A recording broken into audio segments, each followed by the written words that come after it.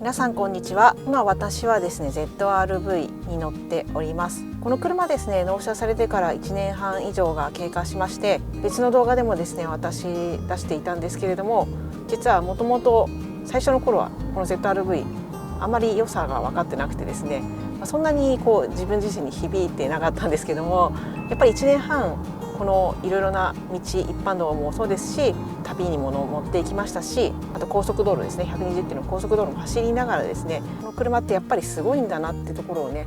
実感したところであります。私もそうであったように、おそらくなんですけれども、もしかしたらですねこの ZR-V 発売した当初とかですね、最初の頃はちょっとあまり好きじゃないなとか、それは例えば見た目であるとか、試乗したんだけどあんまり良さが分かりづらかったなとか、いろんな理由があると思うんですが、最初はちょっとあまり好きじゃないとか、あまり響かなかったなと、もしくは嫌いな方だなみたいなねことを思われた方もいらっしゃると思います。特に例えば見た目とかね、デザインっていうのは人それぞれ好みがありますので、そこをいくら言っても仕方ないんですけれども、ただやっぱり車ってどちらかといったらやっぱり昔からですね、シュッとしたかっこいいデザインのものが多かったりしますよね。その中でやっぱりこの ZR-V とか最近のホンダ車に関しましては、ちょっとシュッとしたかっこよさというよりは、おしゃれだったりとか、どちらかといったらちょっと愛嬌があるようなねデザインのものも多かったりすると思います。そうなるとやっぱり見た目からしてですね、ちょっとこの車あまり好きじゃないなということで、ちょっと嫌悪感というか、そういったものが生まれて、ちょっと全くそちらの方は見ないという形にもちろんなるのは当たり前だと思います。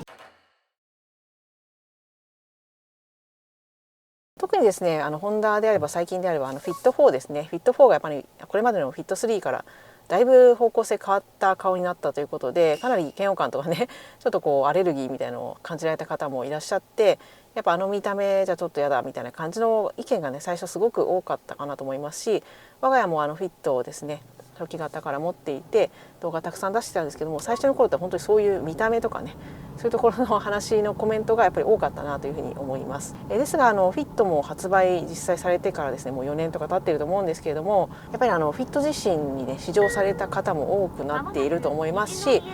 例えばどこか行った先でレンタカーでたまたま乗ったとか、もしくはベゼルに本当は乗ってるんだけどもフィットを台車で借りたとかね、いろんな理由でフィットに触れたって方も増えてきてるかなと思います。そうするとアレフィットってすごいいい車じゃない、なんか出来がいいな、走りがいいな、すごく運転しやすいいい車だなっていうことをね感づかれる方もたくさんいらっしゃってくるのが、やっぱこの数年経った状況かなと思っています。でZR-V もですね多分ちょっと変わったデザインをしてますよね。これが刺さる人はすごく刺さると思うんですけども、ちょっと苦手って思う方はね、どうしても苦手と感じてしまうようなデザインをしているのかなと思います。私自身はこのデザイン好きなんですけれども、多分ZR-V もどちらかといったらちょっとだけフィットっぽさもあって、見た目がちょっと嫌だっていうねアレルギーを持った方もいらっしゃったと思うんですよ。ですがこのですね ZR-V も発売から1年半経ちまして、やっぱり最初の方の動画ですと見た目が嫌だとかね、ちょっと変なデザインみたいな感じで言われたコメントが結構多かったんですけど、最近そういうのは本当に減りまして、どちらかといったらですね、やっぱり実際に買われて納車されて乗ってる方、そういう方も増えてきたということもありまして、とても車いいですよねっていうコメントとか、あと試乗された方とか、もしくは動画などね作られてる方でも ZR-V ってすごいっていう動画がね、なんか後から増えてきた感じもすごくしているんですよね。やっぱりそれだけこの ZR-V って車自体の出来がちゃんとしているんだと思います。で、私自身もですね最初は見た目が嫌で嫌悪感とかじゃなくって、やっぱり市場って一般道を走ることが多いですので、一般道の速度域だとこの ZR-V のすごい良さ、うまみのところにねちょっと達してなかったので、なかなかこの車の凄さとかを気づけなかったんですけど、やっぱり納車されていろいろ乗ってる中で、やっぱ厳しい状況とかになればなるほどこの車ってすごいなって思うことがすごく増えてきたんですよね。なのでとてもその気持ちが分かりまして、入り口として見た目の嫌悪感じゃなくても、やっぱ最初気づけなかったっていう方とか、この車のうまみの部分に最初触れられなかったとか、そういう方が後でちょっと時間ができたからゆっくり試乗してみようかなとか、そういうタイミング、もしくは台車で借りたとかね、そういうことが起きた時にこの車にじっくり触れた時にですね、あれこの車ってこんな良かったんだっていうのを気づくのが、ZR-V とかフィットなんだろうなというふうに思っています。これってすごくもったいないことでもあるかなというふうにちょっと消費者からすると思っているところもありまして、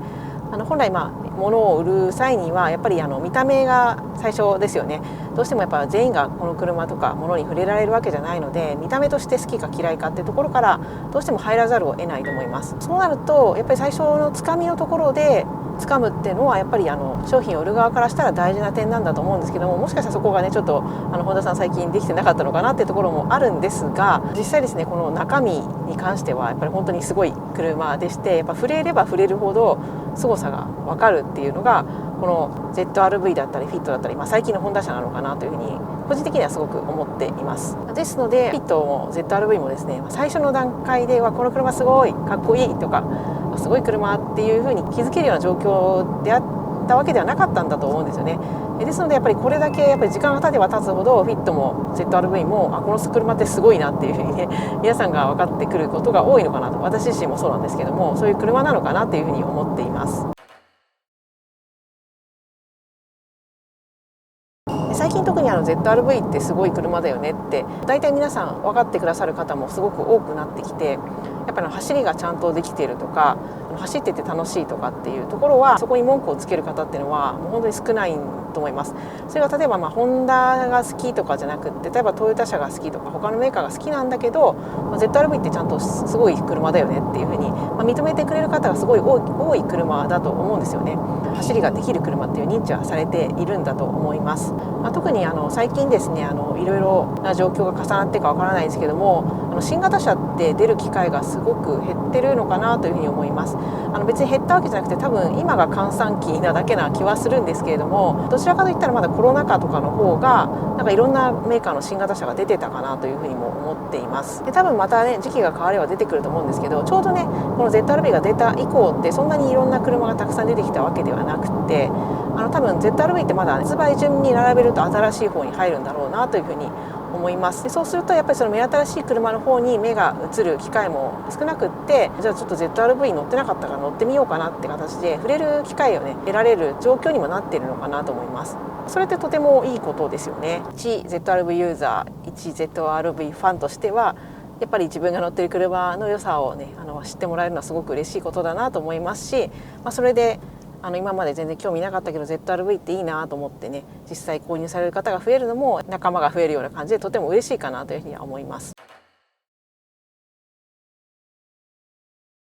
でこんな感じでZR-V とフィットってちょっと境遇というか時間が経つほどファンが増えるみたいなところが似てる車かなと思うんですけど、最近のホンダ車の傾向として一つちょっとこれが ZR-V にあまり起こらないといいなと思ってることがあるんですけれども、それ何かって言いますとマイナーチェンジとか改良をする時になんか前期型では装備あったのになくなっちゃったなとか、あとは内装の質感とか材質が前期型の方がちょっと良かったかなみたいな箇所がね現れたりするのが最近のちょっとホンダの傾向かなというふうにも思ったりしています。ですのでこの ZR-V っていうのはまだマイナーチェンジみたいなのはちゃんとまだ経てないと思うんですけれども、多分そのうち発売から経ってますんで行われると思うんですが、その時には、そういう感じでちょっと分かりやすいあれこれ前期型の方が良かったんじゃないみたいな気持ちにさせるようなことがないといいなというふうに思います。最近やっぱりいろいろな材料の値段も上がっているのでそれが車に跳ね返っていっていてメーカーとしてもきついのでそのタイミングで値上げをしたいっていうのはすごくわかるんですけれども、ただその ZR-V に関してはやっぱりフラッグシップの SUV というところですのである程度質感っていうのはやっぱり残して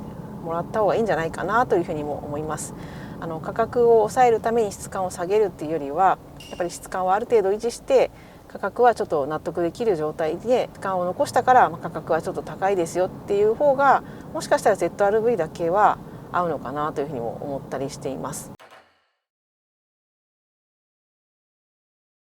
それにしてもやっぱりZR-V って前期型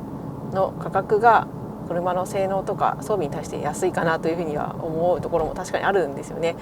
特に私は初期の頃に、買ってますんで ZR-V 値上げを何度かしてるかと思うんですけども、本当に最初期の価格で買っているので400万を切っていました。それってすごい安いなってやっぱ未だに思うところはあります。今ちょっと値上げをねしたという形になったとしてもやっぱり安いよなというふうに感じるところはあるので、もちろん最初が安すぎたっていうところはあると思うんですよね。例えば本田さんでいうと、シビックのタイプ R が最初出た時にすごい500万切ってるっていう驚きの価格で、そのまま値上げせずにね今オーダーしてる人は買えてる状況なんですけれども、今度出るレーシングブラックパッケージとかだといろいろ装備は追加されましたけども、ちょっと装備以上にやっぱり材料費の高騰とかもあって、それも乗っかって100万円って形がプラスになっていると思います。今後タイプ R が出るかどうか、一般のタイプ R が出るかどうかわからないですけれども、やっぱりどうしても値上げっていうのはせざるを得ないところなんだろうなと思いますし、今の ZR-V ってすごい頑張って抑えて作ってる気がするので、次値上げはすると思うんですけども、それは仕方ないにしても質感を落とすっていうところはちょっとこの車にはそぐわないかなとも思うので、そういった感じの改良が ZR-V のマイナーチェンジで行わないといいなというふうには思っています。ということで今回はですね ZR-V 乗っていて、後々どんどんこの車の良さを発見していく方が多い車だなというふうに感じた点、それってやっぱりZR-V、フィットも似てたなっていうふうにちょっと思った点を雑談みたいな形でお話しさせていただきました。今回の動画を聞いて確かに本田さんって最初のつかみがちょっともったいないなと感じられている方がもし他にもいらっしゃいましたら、ぜひ高評価ボタンでね教えていただけますと嬉しいです。ただですね、やっぱりちょっと違う車に乗りたいと思われていて、その点 ZR-V は万人にある意味受けないというか、好きな人は本当に好きなんだけど、みんながこぞって買って街中に溢れまくってるみたいな車ではないところが好きなんだって方もいらっしゃると思うので、これぐらいの売れ方でいいんだっていうふうにもちろん思われる方もたくさんいると思います。ですので別にこの車のどんどん人気が出てほしい、みんなが買ってほしい、街に溢れてほしいってわけではなくってやっぱり乗ってる一人としてこの車すごいなと思ってるんですよね。それは本当にフィットの時も一緒で、見た目とかで言われるのがすごい悔しかったっていうのがあったので、本当に ZR-V ってすごいよってところを多くの方がね最近感じてもらってるのかなって思うところが、一 ZR-V ファンとしてすごい嬉しいので、ちょっとこんな動画を作ってみました。今後もこのチャンネルでは ZR-V の情報をお届けしていきますので、よろしければチャンネル登録をお願いいたします。ここまでのご視聴ありがとうございました。